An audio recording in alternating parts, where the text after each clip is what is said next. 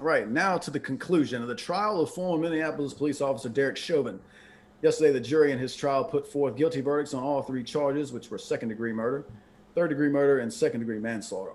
It was perhaps the most scrutinized trial in recent memory, as news channels devoted much of their programming to the live broadcasting of the trial. It can be argued the verdict provides renewed confidence in the American justice system, but there are some that believe this verdict was nothing more than a make-up call. More sweeping reform is needed. Okay, Drink, it's been almost 1 year since George Floyd died. What are your thoughts on yesterday's events and where we go from here?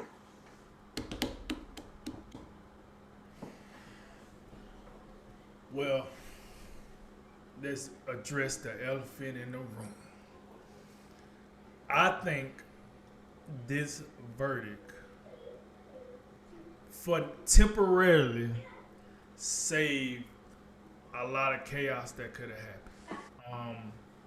I also think this verdict was one of the most anticipated verdicts since the O.J. Simpson trial in the early 90s. And reason behind both trials, because they was racially like pushed. That's why both verdicts was very, very anticipated. We know, like I was talking to somebody the other day, and we was talking about the O.J. trial. You know, it was you had a most black people for the most part was behind OJ because it got dressed up that he didn't do this. They're just trying to hold a black man down. And you had the people that supported him going to prison for murder. The evidence was there. You take it how you take it. But the country was like kind of divided. I would say, especially after the Rodney King thing.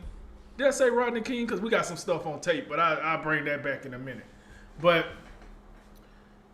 the country was divided, and that verdict was like the linchpin of what could have happened if it went the wrong way.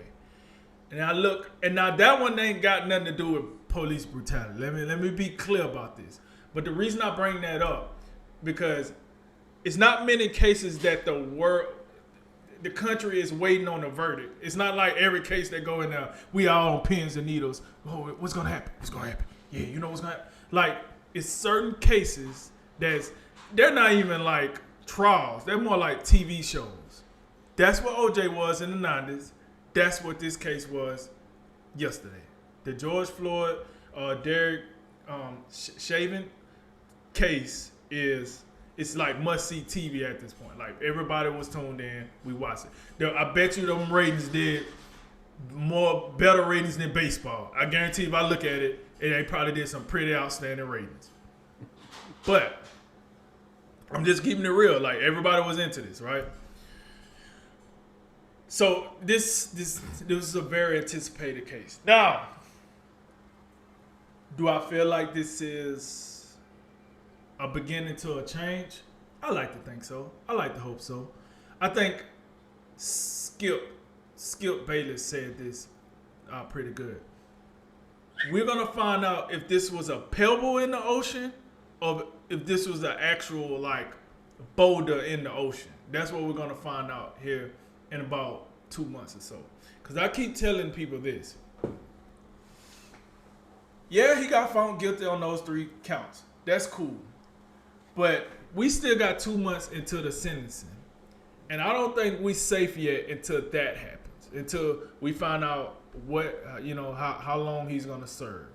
Because if, and I hope it don't happen, but if he gets some rooted poop or what's going to be perceived as a slap on the wrist as a sentencing, we might be going towards something that we ain't seen in a while, and I'm gonna leave it at that. Because I understand people are happy for the temporary success of him getting proven guilty, but I'm just saying, I've seen crazy things happen. Like, it's a whole lot of terminology out there for prison time. A whole lot of terminology. Now, to George Floyd's family, I think they got some justice now. They got to see, the guy that was, I guess the most responsible for George Floyd's death, even though he wasn't the only one there. but from everything I've been told and read, he was the most senior guy there. He was the guy that was supposed to be teaching these young guys the right way to do things. We seen what happened. So that is encouraging. That's encouraging. We'll see where it goes from here. And I understand a lot of people had a problem with him being proven guilty on all 3 charges. Did I have a problem with it? I did not. And I'm going to tell you why. I don't think, Mr. Chauvin, I don't think he got up in the morning and he said, hey, I'm going to go out here and kill me a black guy. Or I'm going to go out here and kill anybody. I don't think he got up and said that to himself. But what I do think, and this is a fact, it's court records, it's everything, he has a history of brutality, right? And the fact that he left out key parts, got brought up in the trial. I'm not making this up. This got brought up in the trial. When he wrote his report after what happened, he left out key parts that had happened on purpose. Now, for an innocent guy, I wouldn't know why an innocent guy would do that. If you felt like what you did was justified, you would not leave out key parts. What do I mean by that? When the transcriber or whatnot was reading back his report or whatnot, he said nothing about the fact that he had his knee on George Floyd's neck. He said the assailant, the suspect, whatever, he had no weapons at the time he was restrained. Okay. If you're a cop and you hear that, or you're a lawyer, you the DA and you hear that, you're like, oh, okay, that sounds like status quo. Okay, cool. What he failed to mention was the weapon that was really used was his knee. It wasn't his gun, it wasn't no knife, it wasn't no taser, but it was his knee. He also failed to state how long he was on his neck. And the fact that George Floyd asked, what George Floyd was yelling out, that he couldn't breathe. That wasn't in his report either, even though he was saying it clear as day. We got videos that show him clear as day saying he couldn't breathe. So, for me not to drag this on, I just don't feel bad that he got proven guilty because he was arrogant. He had his knee on George Floyd's neck in front of the world and thought it was okay. Why did he think it was okay? Because he got a track record. He'd have done this on multiple occasions. And if it wasn't for the fact that maybe somebody recorded this, it's no telling what would have really happened as far as the report or as far as justice being served. The fact that it got fully blown out, that's when we found out in court that he put none of this in his report after it happened.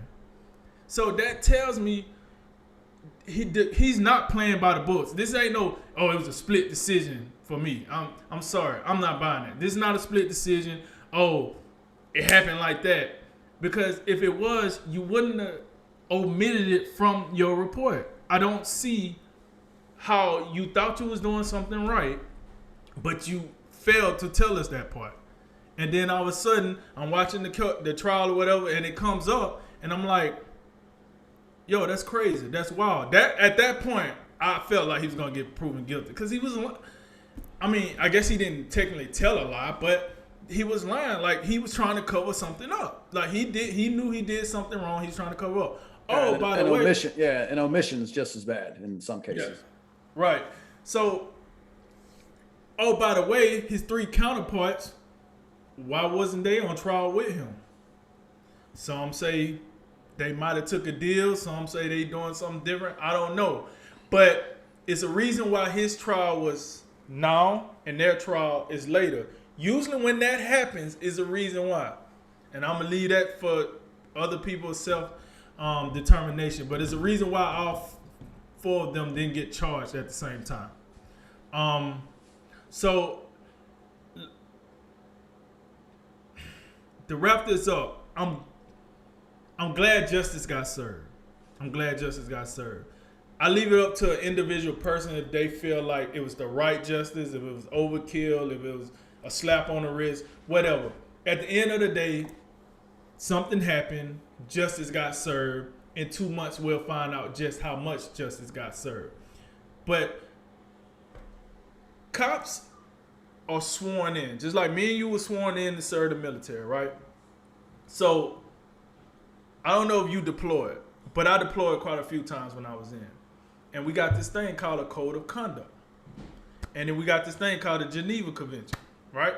So when we go over to these other countries, we sworn in to protect, to win hearts and minds is the term that we used to use. And with that, they tell us, yo, you cannot come over here and just be bombing on neighborhoods and stuff just because we're in their country, or just because you think a threat is there, or just because, you know, it's a possible threat. It was certain things that we have to go through to ensure that it's a threat there. We can't just go shooting the Mark 19, dropping grenades. We can't do that. And I feel like that's the same thing with cops. It's to serve and protect.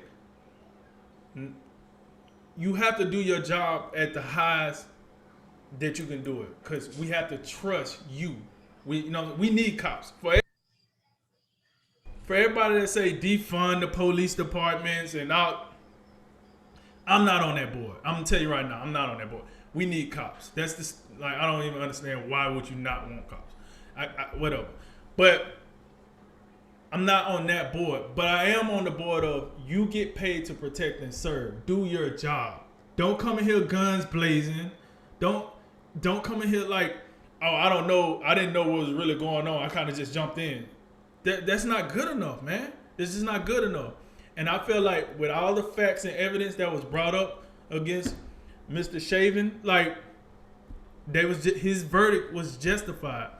Now, to answer your question about the change, we'll see. But as we was talking about before the show, I mean, as the case was going, as the verdict was getting read, you got other issues happening, you know? So I don't know. I don't know if this is going to be the change we need, or if this. I do know this is a start. I do know. I do feel like, in my opinion, it was handled.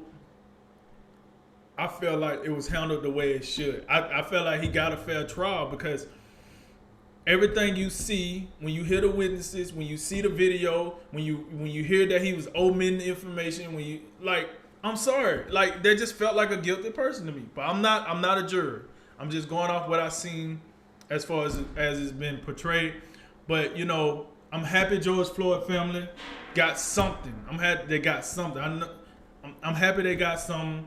This is a very minute, probably, victory for the African American community. But just, I feel like the verdict was a victory for the country, because I don't know what would have happened if he would have got acquitted. I'm just saying, he would have got acquitted. I don't know. I think it would have been a whole different environment out here in these streets, as they say. So with that said, I was happy. I think the verdict was right. I agree with the verdict. It was, like I said, one of the most anticipated verdicts I've seen, like, you know, since, like, doing research on the OJ trial. It was a very, very, you know, visible case. And with all that said, I'm just happy. I'm kind of happy it's over. Like, I'm kind of happy that we can kind of move past this chapter. I know the other three guys, but they're to a lesser extent, pretty much. I know they still got to get their day in court, but this was, you know, this is the main event. Now we're going to get to the undercards later, you know, but the main event is over, you know. I mean, let's keep it in sports terms, right? Yeah. So main event, and, you know, and another thing I do want to bring up is, I'm glad. So I heard something like it's a, you know, such as a prison for former correction officers or former police officers, or, you know, very high profile famous people or whatnot. And I hear most likely that's what's going to happen to Mr. Chavez, is they're going to, you know, get his sentencing, transfer him out to that. I'm not going to lie. I'm kind of with that. I know people probably ain't going to like that. Be like, hey, look here, Uncle Tom, let him die. But listen, at the end of the day, you know what I'm saying? He's going to serve his time. He killed George Floyd. I'm not happy about that. I'm not happy about that at all. But let him, you know, go serve his time. I mean, because honestly, the way I think, if he walks into the prison and get the business, whatever that might be, did you really get justice for what happened to George Floyd? I mean, it's like that. I don't know. I feel like you gotta let the process go. Let him go through the process. I feel like he would get more out of that process than if he just went in and what happens happens. So that's my 2 cents on it for now, because I do think when sentencing come around, we might have a little more to say about this, depending on how that go. We'll see. But that's my 2 cents. I think they got it right, and I think the country is in a better situation today for that, and we'll see. Yeah, I think obviously limited perspective, not on the jury. I think that's a big deal. I think in the end, if you believe in the American system, you believe in the American justice system, you just have to have confidence in the process, which is it's not as quick as we want. This is something that happened, almost 11 months ago, and now we finally, have some sort of a conclusion. I believe, and I wrote a little piece on this via social media last night. Just kind of digesting some of these some of these occurrences, and kind of looking at things in the big picture. I've never really said a whole lot as far as innocence, guilt, all those things, because I prefer to let's wait and see. We know what we saw in the video, but far too often we see videos, and you run the risk of jumping to conclusions. Later on, you find out more things. You have more context, more facts, more witnesses, more information, and many times, far too often, that things become a little bit more complicated. It's not as simple as people like to think. It's not as simple as a white police officer indiscriminately murdering a black man. But in this case, I've always thought that Derek Chauvin was guilty of something. I think manslaughter is a no doubter. That's a slam dunk in my opinion. The murder charges, I'm not saying at all that I disagree with them. If I had to bet money, I would put money that he was guilty of every charge. But since I'm not in the jury pool, I didn't have all the facts in front of me. I feel a little uncomfortable being definitive about that. But I'm gonna give the benefit of the doubt to the jury, give the benefit of the doubt to the process, and I do, like you, sincerely hope that justice was served, meaning that we got the correct outcome. I think it's important to, it's one thing to take a side, whether you want him to be guilty, you want him to be innocent, but in the end, I think what you should want is the correct decision to be made. A full and thorough investigation, a full and thorough trial, a fair trial, because that's something that we rate. Every one of us in this country rates is a fair trial, a speedy trial, an impartial jury, and I hope that is what we got. And in the end, I do think the right decision was made in my heart of hearts. I do. You have, and to me, these omissions or what he wasn't honest about in his reports, we know we live in a day and age where everybody has a cell phone, everybody can record, and a lot of people, many people saw the video and that was it. Public opinion said guilty right off the get-go. So much to a lot of people's dismay, we had to wait this long. But in the end, I think this is a good thing. This is a good thing for the country, because I think we got it right. But I got to admit to you, in the big picture, there are some concerns that we should, and there are some questions that we should be thinking about. And that is, among those is the rights of the accused. We have to, we gotta, you never know who's going to be next, and who's going to be accused, and who's going to have a bit of video, but you don't have all the facts, and you have to wait. But everybody, the mob is screaming guilty. I do worry, and we're seeing it, by the way. We're seeing it. Officer involved shooting in what, Columbus, right around the time where, the verdicts coming out, and we have these narratives being pushed about people that don't want cops, people who want to see the cops defunded, people who want less cops, people who think the system is rigged and it's designed to kill people of color. So now you have a situation where you have the George Floyd case, and anyone who watched the video, I think, has to look at that and say, well, that's not right. Something is seriously wrong with this style of policing and this level of force. I mean, it's just, what are we doing here? For over 9 minutes. The guy's on the ground. He's in restraints. He cannot be much of a threat. So it don't make a whole lot of sense. And but I'm gonna tell you, I sincerely hope Derek Chauvin got a fair trial, because we never know who's next. We never know who is next that is going to be accused of something. It could be a national outrage. Like I said, the court of public opinion makes its ruling very quickly, and but I do think we have to ask questions such as, did he receive a fair trial?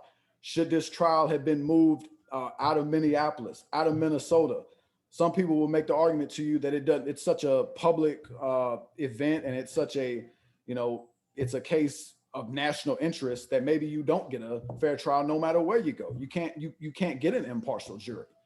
But I still think, even if that's your position, the most likely thing is that you would have the toughest time finding an impartial jury in the place where the crime committed. So I think you'd have to at least entertain the idea of moving the trial. They didn't do it. That's a question I have. I'm also interested about, outside influence, such as elected officials going to in one case, going to Minneapolis and basically demanding a guilty verdict or else. And we can't pretend that these things didn't happen, and what you alluded to, and this is another thing that's really, really concerning. If we're sitting here saying, if the right verdict was not made, and by right I mean a verdict that people think has to happen no matter what the facts say necessarily, then that's a dangerous Wait, hold on. game. Did I say right? Did I say the right verdict? I'm talking about right in the sense of, like, people have already made up their mind, despite the fact that only 12 people were in that jury room viewing all the facts. But I didn't say that, right?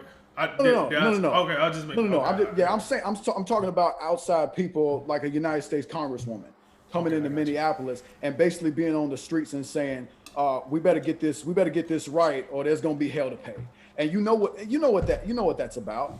It's one thing to protest. Nobody's going to be upset about that. That's another thing. We all have that right. But when people respond violently, we have to look at that and take that seriously. And that behavior was enabled. It was enabled. Police were not supported by elected officials. They told them to pull back, and we saw the madness that ensued. So now, in some way, shape, or form, that behavior has been incentivized. And I'm just wondering, you have to think about it. People in that jury pool have to be thinking, man, I just asked the question, were people in that jury room wondering, man, we give this guy an acquittal, how many businesses and how many homes or whatever, how many things are going to be set on fire? I just asked the question, could that have been an impact to the decision? I think it benefits the country a great deal in the short term that Derek Chauvin was found guilty, because if he wasn't, there would be hell to pay. The streets last night would have been a nightmare across the country. You talk about COVID lockdowns, everybody stay home because you don't want to be in these streets right now because they out there and they're angry. And a lot of people are still angry regardless, because they look at this as, like I said, there was a commentator on MSNBC who says, oh, this ain't nothing. This is just a makeup call. Oh yeah, a referee been making bad calls. Oh yeah, all right, we made this one up. Here you go, makeup call. That type of this whole idea that, making this a racial issue. The trial wasn't racial. I believe the facts of the trial, the jury pool, they looked at this as two human beings. One person killed another person, regardless, throw race out of it. But the media pushes a race narrative. A lot of elected officials push a race narrative, and that is killing this country. And I don't believe, although we know there are instances of racial injustice like this one, they do happen, but that is not a true representation of this country. I don't believe that. There are people out there who would tell you that you could trade out Derek Chauvin's face with any white person, put my face in there, and trade George Floyd's face with another black person, put your face there, right there. And that's what America is. White people on the necks of black people. That's what they would say. And I'm here to tell you, I don't agree with that. And that's something that we cannot allow fringe groups here to just, carry that narrative, because that will destroy this country. It absolutely will. I just don't believe that's based in reality. And I'm telling you, the right to a fair trial, the right to due process, the right to legal counsel. I'm telling you, if in any way that jury was influenced by what may have happened if they had said not guilty, that is dangerous. And that in that respect, the justice system doesn't work, because there is no justice system, because we are at the mercy of the mob. That's a big deal. That's something we cannot ignore, and it calls into question everything moving forward in regards to, do we get? I just got a question. Who was the mob again? When I say the mob, I'm talking about anybody who blurs the line in terms of peaceful protest, because there's some people out there who believe it's all justified, that America doesn't listen to peaceful protest, and the only way to get action or make change is to commit violence, to burn buildings, to loot stores, and in some cases to murder people. You have Black Lives Matter leadership. Hawk Newsom, I believe his name, in New York. That's his way. That's not a country that I want to see us move forward in that fashion. We spend a lot of time in this country talking about First Amendment rights, Second Amendment rights. This is also a Fifth and Sixth Amendment right, where the rights of the accused, because we have to have, even though I'm not Derek Chauvin, you're not Derek Chauvin, that is a fraction of a percent in this country. It's a low percentage of police officers, despite what people want to tell you. That's not a true representation of people in this country, despite what people want to tell you. And again, bottom line, I think we got it right here. I think justice was served. I think this proves that the system works. But there's a lot of people who wanted this verdict, who wanted guilty on all three charges, and they're still not happy. And there's elected officials in this country who are using this right now for political gain, and to keep us arguing about stuff that we cannot control, like race. So we won't talk about things that actually matter, like real issues in this country, such as secure borders, which I'm sure a vast majority of people in this country are favorable for. Things like taxes, or the fact that now we got infrastructure legislation on the table, and just everything's infrastructure. You thought infrastructure was just roads and bridges? No, infrastructure is now, it's daycare, or it's everything under the sun. So like much of the things that we talk about today, everything is not about race. This case, I don't believe was a racial issue, but that's how it's painted. And if we continue to be stuck on this issue of race, we're not going to get very far. And this won't be the beginning of a step forward and a legitimate conversation. We're just going to be spinning our wheels every time, inevitably, because things happen. There's another white police officer that shoots a person of color.